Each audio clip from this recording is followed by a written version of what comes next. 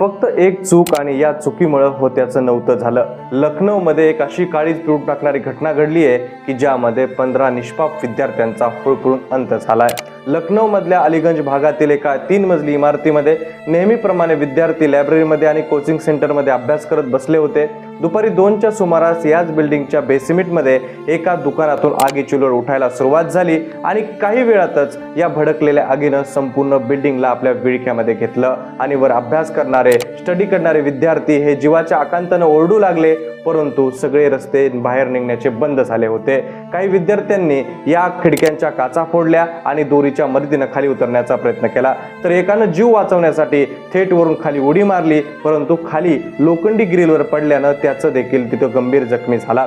परंतु सर्वात दुर्दैवी गोष्ट म्हणजे यामध्ये काही विद्यार्थी हे आपला जीव वाचवण्यासाठी बाथरूम मध्ये जाऊन लपले आणि इथंच त्यांचा देखील अंत झाला होता, कारण की भडकलेल्या आगीनं आणि धुळामुळे या 15 विद्यार्थ्यांचा बाथरूम मध्येच गुदमरून अंत झाला होता। या घटनेची माहिती मिळाल्यानंतर फायर ब्रिगेड घटनास्थळी धाव घेतली, त्यांनी बचाव कार्य राबवलं, पण तोपर्यंत खूप उशीर झाला होता। प्राथमिक माहितीनुसार या बिल्डिंगच्या बेसमेंट मध्ये असलेल्या दुकानामध्ये एक एसी मध्ये शॉर्ट सर्किट झालं आणि त्यामुळे या संपूर्ण बिल्डिंगला आग लागल्याची माहिती समोर येते। पण यामध्ये 15 निष्पाप विद्यार्थ्यांचा होरपळून अंत झालाय। आता या मृत्यूला जबाबदार कोण, कमेंट करून व्यक्त व्हा। अशाच माहितीपूर्ण व्हिडिओसाठी आपल्या पेजला फॉलो करा।